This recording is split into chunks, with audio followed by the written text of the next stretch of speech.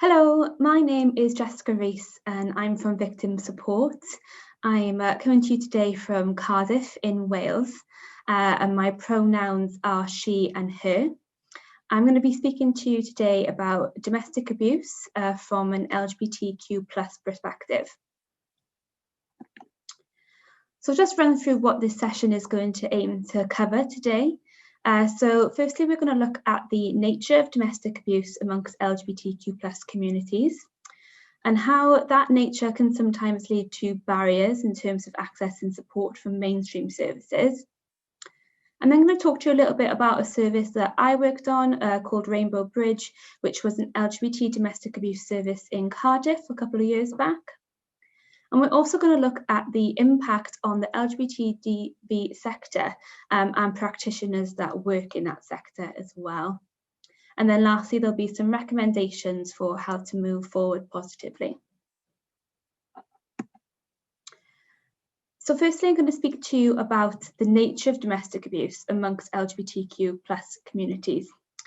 And although LGBTQ+ communities and heterosexual, cisgender peers will experience similar patterns of domestic abuse, such as emotional abuse, physical abuse, financial, sexual, coercive control, there is something unique to LGBTQ relationships where their identity is actually used as a form of abuse, and this may be termed as identity-based abuse. So this is where their sexual orientation or gender identity is actually used against them as a tool of control and a tactic for abuse. And I'll use the terms LGBTQ+ and LGBT+ throughout, but I'm not referring to LGBTQ+ people as a homogeneous group, and it's really important to appreciate the individual experiences within the community as well. So there are many ways that identity-based abuse can manifest itself, and I've got some of them here. So the first one, undermining your identity and sense of self. So that can refer to when abusers will look at stereotypical ways of identifying your sexual orientation or gender identity and using that against you. So, for example, if you don't dress in a very stereotypical way, or if you don't have things in common, or you don't like certain stereotypically LGBT things, then that could be used to say that you're not a real lesbian or a real gay person. And it can make you question yourself, question your identity, question if you belong. And although it seems fairly sort of low level, if that's done, every day, sort of chipping away at who you are and your sense of identity, it can have a real effect on how you see yourself and your self-esteem. And it can essentially just be used to chip away at that and for the abuser to gain more control over you and who you are.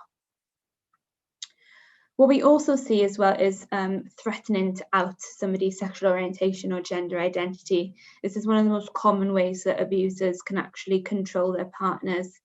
And this could be threats to out to your family, to your friends, to perhaps your workplace, anyone or anywhere that you're not out and you're not ready to or not comfortable to be at. And the threat of this can actually make the abuser control whatever situation you're in.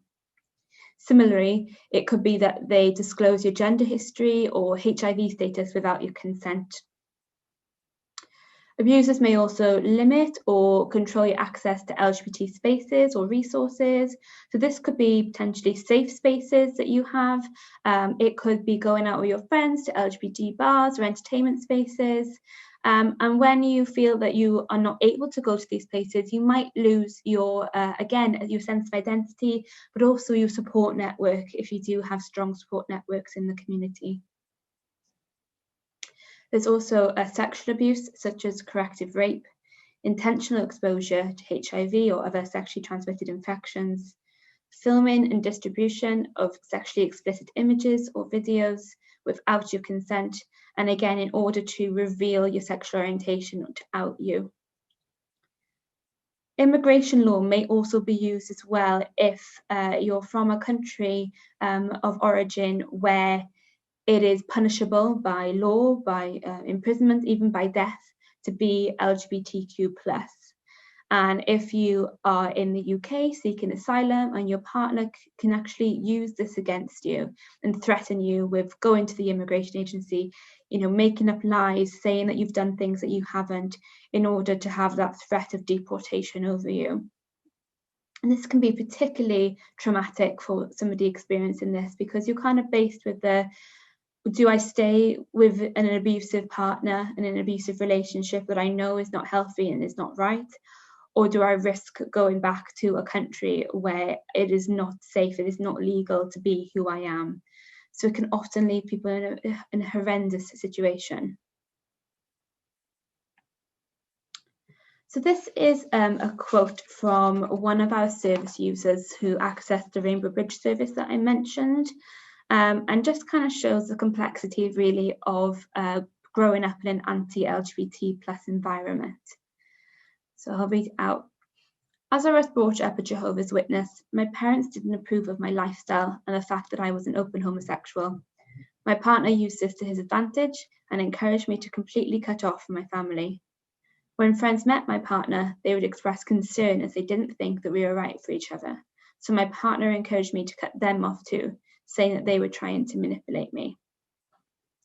So what this shows is that somebody who is brought up in an anti-LGBT environment may be isolated, may already sort of be susceptible to being controlled in the sense of the fact that they haven't got that support network growing up. And it essentially enables the abuser to more easily cut them off from their friends, family, and other support networks. So as an additional way to control a person's access to support, survivors are often manipulated to believe certain stereotypes, and this can be reinforced by the abuser. So this could be that there's no help or support available because you identify as LGBTQ+, or for that reason that you actually deserve the abuse. We often see that abuse in same-sex relationships is normalized by the abuser, and the victim and survivor is made to feel that this is a completely normal thing that happens in these relationships, and this can be particularly damaging if this is your first same-sex relationship and you haven't got really any role models to tell you any different. That, as well as societal misconceptions about what constitutes domestic abuse, can basically lead to a combination of things that make you believe those stereotypes that are being reinforced. So this could be the fact that society essentially would just project out that domestic abuse only happens between a man and a woman. And this is often reinforced in television, in news, in media, and there's actually very little to show an alternative to this narrative. It can be particularly damaging if you then are experiencing this and you type into Google, domestic abuse, or look for local support agencies, and what you are faced with is images of male perpetrators and female victims. And if there isn't a lot to counteract that, then it essentially just reinforces what the abuser has been saying to you and doesn't fill you with much confidence or hope that you are actually in the right here and that you are a victim of domestic abuse. So that can be particularly challenging.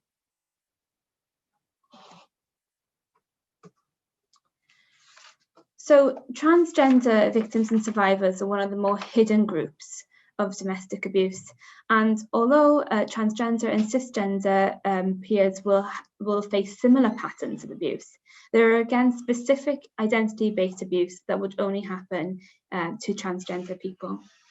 So some of these are listed here below. So again, outing or threatening to out a person or threatening to disclose their gender identity history without their consent. The abuser could deliberately misgender or continually use a person's dead name. So this refers to when somebody is consistently referring to your previous gender as your current gender, or a gender that you're not comfortable with. Or if somebody is consistently using a name that you were previously known by. And when this is done deliberately with intent to cause distress and harm, it's massively upsetting for the person that is experiencing it, because it essentially says, you're not valid, your gender identity, your whole identity is not valid in this relationship.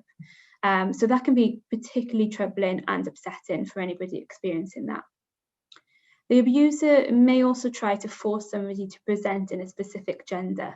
So they may try to make the person wear stereotypically male or female clothes, again, as a way to undermine their gender identity. They may try to assault medically altered parts of the body or force exposure of surgical scars. And they may even try to withhold medication that essentially you're using for your transition process or for your treatment. And that is the goal there is to try and coerce them into stopping the transition completely. And although, so taking away hormone therapy, for example, that obviously would have a psychological impact, but it also can have a very negative and dangerous physical impact as well. So this graph is taken from Gallup's research, Recognise and Respond from 2019.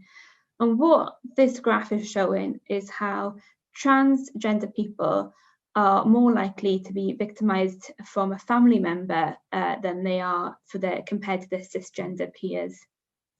So as you can see in this graph, 30% of trans people that took part in this research were more likely to have been victimised by a family member. And this really could be down to gender norms and gender stereotypes that are based in transphobia. It's important here to note about intersectionality as well. And this research also looked at BAME LGBT plus people, young and elder LGBT plus people as well, and the specific barriers that they face. So BAME LGBT plus survivors and victims may be more likely as well to receive abuse from a family member and may be more likely to experience so-called honour-based violence. Gallup's research showed that 1 in 10 of the BAME participants that took part were actually at risk of forced marriage or honour-based violence. These practices could be rooted in deep societal beliefs around gender roles and what is masculinity and femininity, and that essentially can shape the nature of the abuse that that person is experiencing. Research also shows that young LGBTQ plus people are more likely to be homeless than their non-LGBT plus peers. Research suggests that around 24% of the homeless youth population are actually LGBT. So that's indicating that really almost a quarter of young LGBT people are at risk of not having a safe place that they can call home. And that essentially can make them even more susceptible to experiencing domestic abuse, especially in their first same-sex relationship.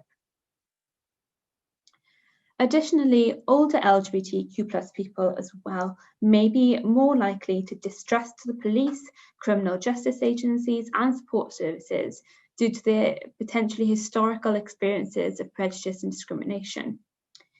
That may make them less open about who their partner is, what their gender identity or sexual orientation is, and they may be more likely to refer to their partners as carers or friends. And that can mean that domestic abuse isn't picked up in some of the ways that heterosexual people might be able for it to be picked up. So, healthcare professionals, friends, family, they wouldn't necessarily pick up on that sort of nature of the abuse because they don't see them as a romantic relationship. And so a lot of older LGBT people can actually go under the radar in that sense. So this kind of moves on to the barriers then that LGBTQ plus people face when accessing support. So research suggests that domestic abuse occurs to 1 in 4 LGBTQ plus people. However, it remains massively underreported and underrepresented in domestic abuse support agencies and the criminal justice system as a whole. Gallup suggests that there are personal, structural and cultural barriers as to why this happens. So the personal barriers, sort of following on from the nature really at the start of the session, is where you can fail to recognise your experience as domestic abuse. And we know this happens in heterosexual, cisgender relationships with domestic abuse, where it is really difficult to even get to that stage where you can experience and identify that you are experiencing domestic abuse. But for LGBTQ plus people, there are the added barriers that make this even more difficult. And that could be, like we've mentioned, your partner saying that, domestic abuse does not happen in LGBT plus relationships. Look around you. Everything that you see reinforces that message. They could have also had previous bad experiences with actually reporting or accessing support in the past. So many people who have experienced domestic abuse may have also experienced hate crime in the past as well. And if they reported that to the police, whether that be 10, 15 years ago, and had a negative experience, that may stay with them and that might put them off from reporting again. The same in terms of accessing a service. If 10, 15 years ago they had any sort of sense of a homophobic response from a support service, that may stay with them. Also, not even just if that happened to you. So if that happened to a friend of yours, an acquaintance, or just somebody that you know in the LGBT community that recently reported something and didn't have a positive experience, that could be enough to put you off. That leads on to really concerns about experiencing homophobia, biphobia, transphobia in service provision. So worried about the response that you're going to get. Will they understand? Will they, accept me and validate my identity? There is this belief that non-LGBT plus services are not for LGBT plus people. And again, unless there's a strong counter narrative to that, that will kind of be the base. So it may feel that there just aren't services out there for you that can help you. And that kind of leads on to you feeling that your disclosure won't be taken seriously, it won't be understood, and that you will be fobbed off. You may even have concerns around disclosing your sexual orientation or your gender identity, and concerns around confidentiality around that. You perhaps don't want to have to come out to every single person you speak to, whether that be, so first of all, the call handler when you call the police, then the responding officer when they arrive, then the officer in charge that comes to talk to you about the case, then support services, is constantly having to come out. And you might just not be in the mental space to be ready to do that.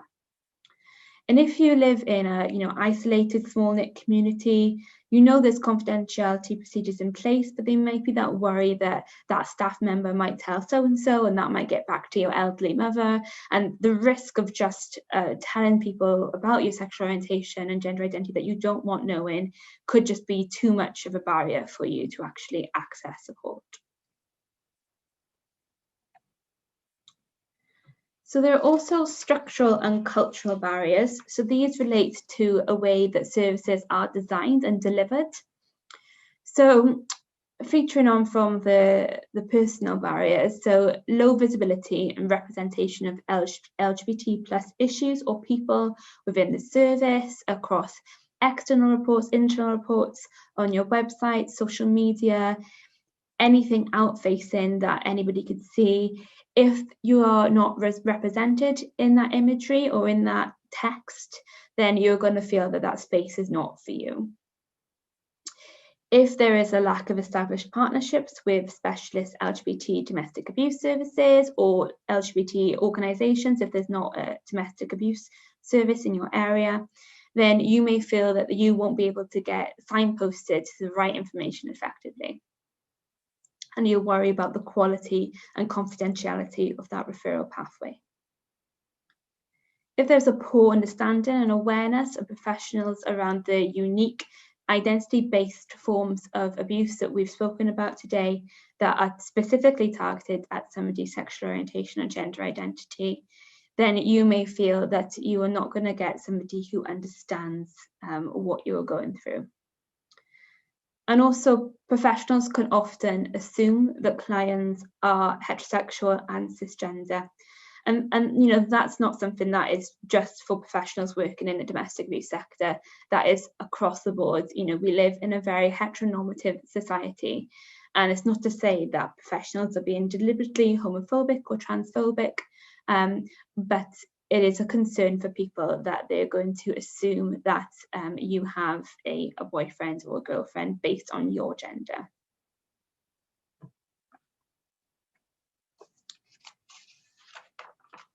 So Gallup have put together these experiences that many LGBTQ people have faced.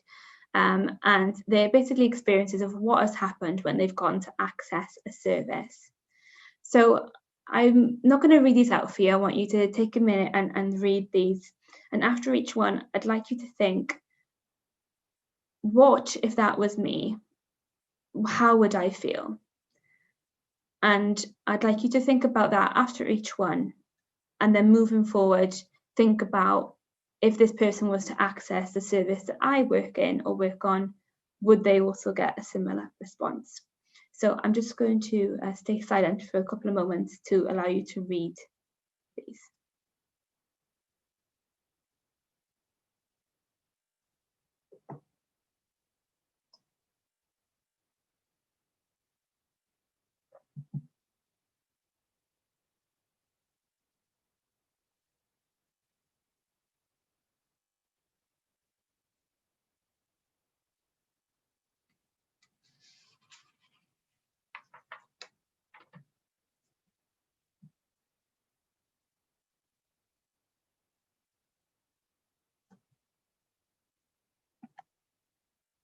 Okay, thank you for doing that. So now I'm going to speak to you about the Rainbow Bridge, which was a specialist LGBT domestic abuse service that I worked on back in 2015. So Victim Support received this funding from the Big Lottery Fund to deliver the service in Cardiff. And I'm just going to share with you some of our experiences really with running a service amongst other mainstream providers. So as you can expect, in Cardiff, the capital city, there are many mainstream services providing that vital domestic abuse support. But when we went for many of our initial introductory meetings, many people said how they don't really have a lot of LGBTQ clients, and there certainly wasn't a lot of LGBTQ clients represented at Marek level as well. So it was difficult from the start to get an understanding of the prevalence and how many actually LGBTQ people were accessing support. There are some really positive examples of partnership working with some of the mainstream services. So they accepted free LGBT domestic abuse awareness training for their staff. We worked in joint with their IDVAs, and they allowed us to use their appointment rooms free of charge, and were generally very welcome and opening to us as a service. There were some mainstream services that did not accept the free offer of domestic abuse training in the LGBT setting, and there wasn't a very frequently used referral pathway either. In terms of our clients and what they told us they needed and what they would want, a lot of the time they'd expressed the need to speak to somebody who was also LGBTQ about their experiences. And I think that just really reflects on what I've been talking about in terms of the barriers and that worry and anxiety that the person that you're going to be confiding in won't understand or won't know what you're talking about, or that you'll have to explain out or justify yourself for actions. So we were able to do this with Rainbow Bridge. Some clients also expressed that they had accessed women-only services before, but felt the support and particularly sort of group sessions were not tailored, for instance, when the perpetrator was a woman, and the sort of support tools, the resources, the peer support groups were all focused on when the male was a perpetrator. And what they also found really helpful with the service is just having a good knowledge of local LGBT some support groups, some just social groups. As many people, when they'd come out of that relationship, they would just felt completely isolated. They might have been taken away, like I said, from the LGBT community, lost friends, lost their sense of identity, and just having a social group to go to was really beneficial for them. So the fact that we had a good link with that and good existing knowledge of the groups in Cardiff was something that we would signpost and refer to quite often. So in terms of any sort of additional impacts, I'm just going to talk to you about some research that has been released this year. And this was basically a 7-day snapshot of a working week in the LGBTQ domestic abuse sector. And this was practitioners in the sector just in England. And these are some of the main themes that were coming out really about this work. So firstly, the lack of acknowledgement for the LGBT domestic abuse sector in general. So this was kind of centered around that they were underappreciated and not valued for the meaningful contributions that they could give. And quite often they've been approached to give specialist input to mainstream services, but are often expected or wanting to do this free of charge. Also found that the general lack of monitoring data around LGBTQ+ service users is staggering, and that without this data of knowing what needs, what services are being delivered, what type of abuse they're experiencing, what kind of support and recovery tools are in place for LGBTQ+ people, means that they essentially, you're not going to be able to get funding and resources without that evidential data there in the first place that shows the prevalence and shows the need. They also look quite heavily at the emotional impact on practitioners that work on these projects and in the sector. So, you know, as the sector is quite fragile, many staff were worried, exhausted, stressed about the funding of the service, but also generally the work as well and the pressures that were put under them. There is a fear that this could eventually lead to the burnout from overworked staff, and then we'll lose that really good expertise and knowledge in the sector. COVID-19 has been a massive challenge for everyone, and has you know, challenged the way that we work with each other and with clients. And we found that this added as an additional stressor to staff, partly because of the funding regime and how COVID-19 has affected that, but also the fact that domestic abuse has actually been in the limelight more in response to COVID, because we all know that it has increased since you are going to be locked down at home with potential abusers. But it has been portrayed in the media, again, mainly as a heterosexual cisgender issue, and sort of the LGBT impact, again, is kind of put on the back burner. There's also this idea that practitioners kind of have a triple role when they're working in the sector. So obviously they have their main role as working to support clients, you know, high-risk victims. Many of these people are IDVAs, and that in itself can be extremely stressful yet rewarding. But also they have to do that role. Then there's this part of them that needs to defend the sector that they're working in, justify why the service is needed, why they need funding, you know, as essentially constantly on the defense about why they are needed. And then lastly, a role for advocating for LGBTQ rights and feeling that, you know, with everything going on in the world, the UK and elsewhere, that they also need to be activists within their sector, within their personal and professional lives. And that all together can be a lot. It can be a lot for a lot of people. So in terms of recommendations then, so again, this is based on a Gallup report where they've done lots of research into LGBTQ domestic abuse, and these are some of the key recommendations. So firstly, ensuring that your staff are trained and kept up to date with LGBTQ issues and terminology, which can be quite daunting for a lot of service providers.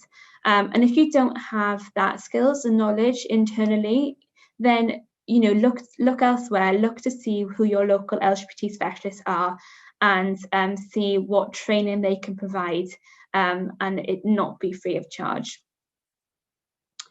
Avoid assumptions and use open, inclusive language always when speaking with your clients, with staff, ensuring your policies and procedures, any support tools that you may use, that they all use the term partner rather than husband, wife, boyfriend, girlfriend. Routinely ask for your client's preferred pronoun, and this could be something that you do amongst staff as well. Sort of get into the habit more of identifying what your pronouns are, what your preferred pronouns are, and what others are as well. If a trans person was to access your service and you ask them for their preferred pronoun and let them know that your preferred pronoun, then already confidence is going to be raised that this service understands me, believes me, and wants me here. So that can, something really small like that can actually mean a lot. Establish partnerships with specialist LGBT+ domestic abuse services and local organisations as well, so that you can make well-informed referrals and signposts and consider jointly working with others as well. If you can provide clear examples of LGBT+ experiences of domestic abuse in your advertising materials, on social media, etc., perhaps case studies of where you've successfully worked with LGBT+ service users in the past, and then that again will all contribute towards raising the profile and boosting confidence of people who might have those personal barriers that we've mentioned. Listen to LGBT+ people and practice person-centred support. And if you don't already, introduce monitoring for sexual orientation and your gender identity status in your service users sort of monitoring forms when you sort of perhaps do an intake form for service users. Ensuring that you have that information can help you shape and adapt your services moving forward. So I haven't actually mentioned much about victim support, I've realised, but we are a national charity. We support anyone affected by domestic abuse, any sexual orientation, gender identity, and I have put our 24/7 helpline number there. That is for England and Wales, and like I've said, is open 24/7, but also linked to the website there where you can find out where your local victim support service is. And lastly, I just wanted to end on a quote by Professor Catherine Donovan, which I think really does embrace what this sort of session has been about, and that really will help us look at our own services and look at the Equality Act and look about our values around equality and diversity and what we are doing to adhere to that. So equality isn't about having the same service. It's about having access to a service that is right and appropriate for their needs. So I'll just leave you on that, and thank you very much for listening.